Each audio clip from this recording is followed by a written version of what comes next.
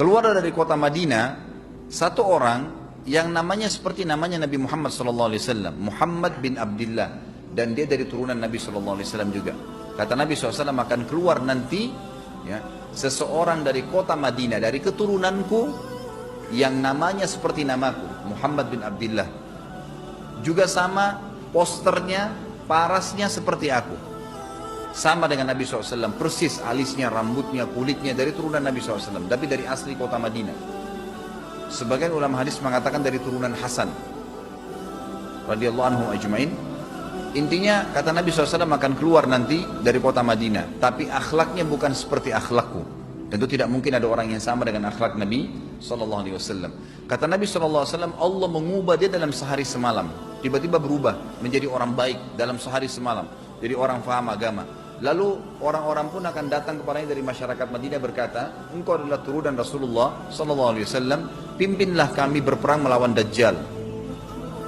Maka dia pun menolak. Dia menolak awalnya, kemudian dia menuju ke Mekah diikutin dengan 300 orang pertama dari kota Madinah. Sampai di Mekah, setelah selesai dia tawaf, maka seluruh muslimin menunjuknya sambil mengatakan, engkau harus memimpin kami. Dan orang ini punya julukan Mahdi, dikenal dengan Imam Mahdi. Inilah tanda-tanda kiamat yang kedua. Setelah Dajjal keluar, buat kerusakan di muka bumi tadi selama 40 hari itu atau setahun lebih, kemudian keluarlah tanda-tanda kiamat kedua pada saat dia sudah tiba di kota Babulut di Israel. Keluarlah si Mahdi ini. Pada saat dia tiba di Mekah, dibaiatlah oleh banyak kaum muslimin, tidak disebutkan jumlah pasukannya, maka terbentuklah pasukan jihad yang mengejar Dajjal menuju ke Palestina. Lalu keluar tanda-tanda kiamat 3, langsung berentetan semua. Pada saat pasukan Imam Mahdi dengan pasukan jihad itu tiba di Darul Bayda namanya, menara kota putih yang ada menara putihnya, dan itu sekarang di negeri Syam, tepatnya di Damaskus, ibu kota Syria. Sebagian ulama mengatakan Masjid Jami' Syam, karena memang menaranya berwarna putih. Hadis menyebutkan di menara itulah, di masjid itulah Imam Mahdi mampir sholat asar bersama pasukannya, dan sudah dekat. Syam, negeri Syam, masuk di dalamnya wilayah itu adalah Israel, ya sekarang Palestina, kemudian Syria, dan ini masjid ada di Syria, di Damaskus. Pada saat itulah datang tanda-tanda kiamat besar yang ketiga, yaitu turunnya Nabi Isa alaihissalam. Kata Nabi SAW dalam hadis Bukhari, hadis Muslim, hadis Sahih semuanya, dikatakan Isa alaihissalam akan turun sambil memegang kedua sayapnya malaikat, dan dari rambutnya yang basah meneteskan air. Dan semua muslimin waktu itu menyaksikan, yang masih hidup zaman itu menyaksikan, dan ini wahyu, penyampaian, pasti terjadi. Maka dia pun turun, lalu kemudian dia masuk, dan orang-orang pada saat itu mengenalnya kalau dia adalah Isa, dan mereka sudah tahu ini masanya, turunnya, keluarnya Dajjal, ini Mahdi sudah ada, mereka tahu akan turun Isa, sudah ada informasi seperti yang saya sampaikan ke Bapak Ibu sekarang, itu multi muslimin di zaman itu sudah tahu semua. Maka Isa pun alaihissalam waktu itu dipersilakan oleh Mahdi untuk jadi imam, maka dia pun mengatakan tidak, imam dari kalangan kalian. Dan kata Nabi SAW, ini kemuliaan bagi umat ini, karena Nabi sholat di belakang umat ini. Semestinya kalau ada Nabi, pasti Nabi yang jadi imam, tidak mungkin digantikan oleh manusia biasa. Tapi waktu itu Imam Mahdi menjadi imam dan Nabi Isa sholat di belakangnya. Baik, sholatlah mereka, kemudian mereka menuju ke Palestina. 3 tanda-tanda kiamat sekaligus terjadi. Pada saat menuju ke Palestina, tiba di pintu gerbang Babulut.